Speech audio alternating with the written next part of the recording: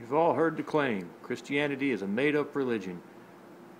Usually some smarmy atheist will point to one tradition or another and claim it was made up sometime in recent memory as a way to control weak-minded people. Well, guess what? When it comes to Easter, they're right. Not for the reasons they think, but they're right. Stand by for a confessional. Cue the intro.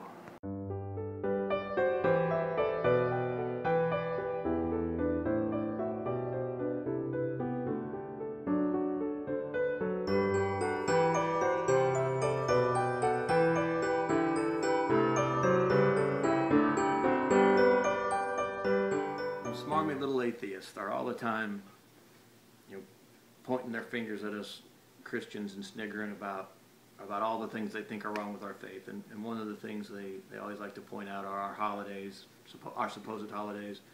How Christmas and Easter are pagan holidays, and we just adopted them.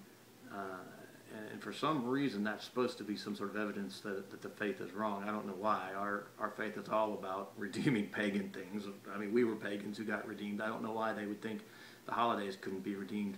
But unfortunately, there is some truth to what they say. And without realizing it, they've hit upon something.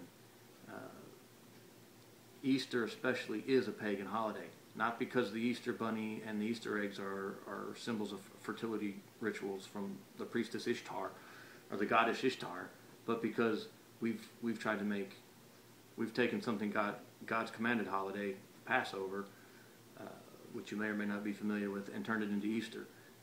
And if you need any proof that Easter is not God's holiday, all you have to realize is that the government gets to pick what day we celebrate Easter on.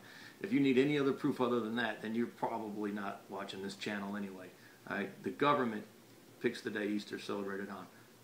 This is the first year we celebrated Passover. We're not Jewish, we're Gentiles, but we try to strip our faith out of all the traditions of men that get in the way of God's commands. And this year, for the first time, we did Passover. It's a 7-day celebration. It starts with a meal and a feast, and it's buried in the earliest moments of the birth of the Israelite people as a group, and it's really one of the first formalized religious function God really commanded of the Israelites to do. It's set up as a eternal sort of covenant for them and for converts who become circumcised. It's important to remember, not everyone, not even all Christians can celebrate Passover. If you're not circumcised, you're not supposed to celebrate Passover. And it's not a sin not to celebrate Passover. If you didn't celebrate Passover, that's not the problem. The problem is when you try to substitute in Easter for Passover, that becomes a problem. But this isn't about that. This was just saying, kind of declaring ourselves a little bit. People who watch our videos can tell we're a little weird. They don't really know how weird, but they're pretty sure we're fairly weird. We are, and we're getting weirder by the day, or at least by the year. We celebrated Passover this year. We did the whole week. I took off the first day and the last day, our commanded Sabbaths, and we had a meal at the first day, and we had communion as a family like Christ did with the disciples at the Last Supper, which was the first day of Passover. At that day, that happened on Passover, everything when he was crucified, and the Last Supper happened and everything. So it was just kind of a really neat experience.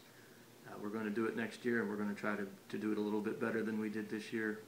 We're going to try to do we're going to do all the commanded holidays this year.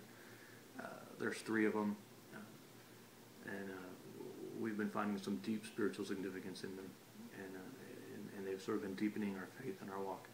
Anyway, I'm not sure why I'm really telling you guys all this. It's just interesting. It's a big part of who we are. It's something that I think others should look into for themselves. One of the lies we've been told in our faith is